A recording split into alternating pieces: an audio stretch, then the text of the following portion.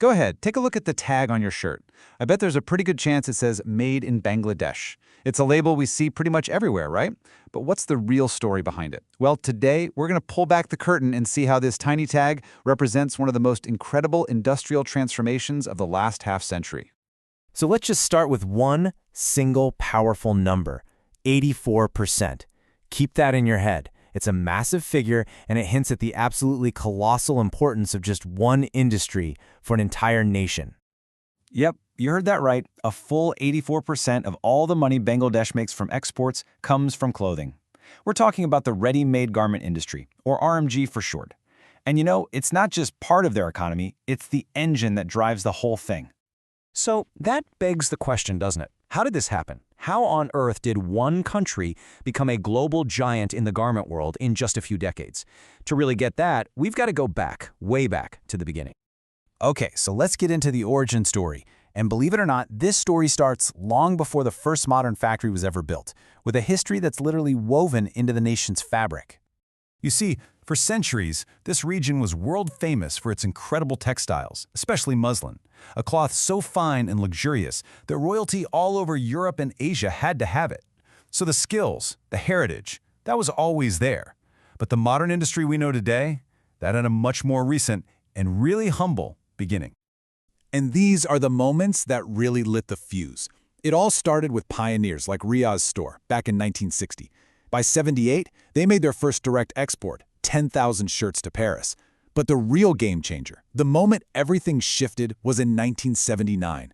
A company called Des Garments partnered with South Korea's Daewoo. Now, this wasn't just a business deal. It was a total knowledge transfer. We're talking training, modern machinery, and the secrets to managing a global supply chain. And with those new skills, by the early 80s, huge orders started coming in from the US and the UK, and the floodgates were officially open. And what happened next wasn't just growth. No, it was a full-blown industrial explosion. Seriously, just look at these numbers. At the very start of this new era, there were just 47 factories. I mean, a pretty small number on the world stage, right? So in 1982, you've got just 47 garment factories in the entire country. These are the folks who took the first big risk. But just watch what happens next. In just 3 years, that number absolutely skyrocketed.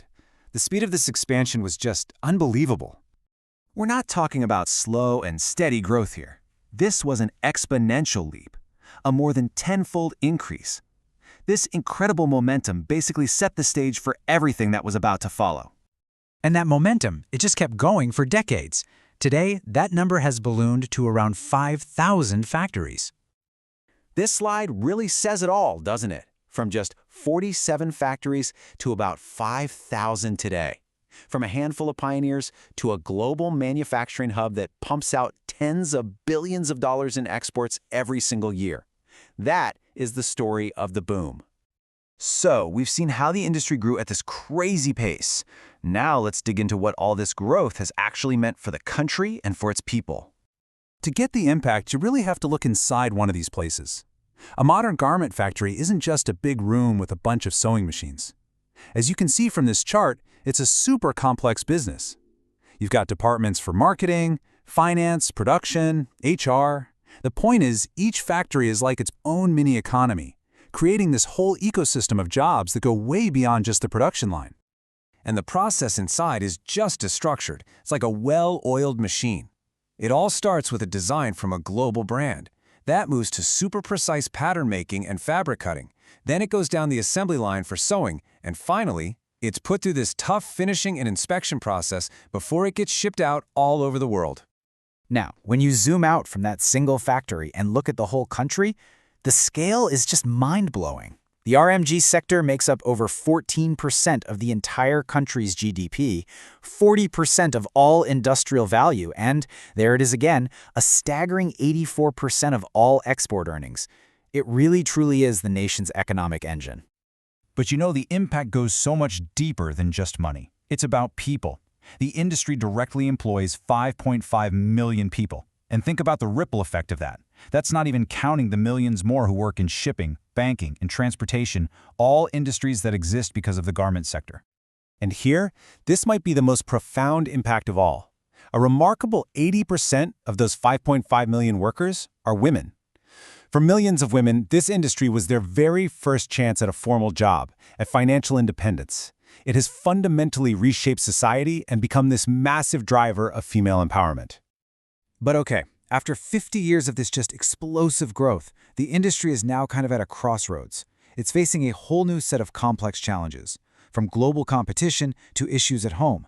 And honestly, the path forward isn't nearly as clear as it once was. So what are we talking about here? Well, first up, global competition. How do you stay competitive on cost, but also start making more complex, higher value products? Then you've got infrastructure gaps at home, things like power shortages or crowded ports that can create major bottlenecks. And finally, there's the human side, the need to train a more skilled workforce and the big push to find new customers, new markets beyond just Europe and North America. Which leaves us with one final thought.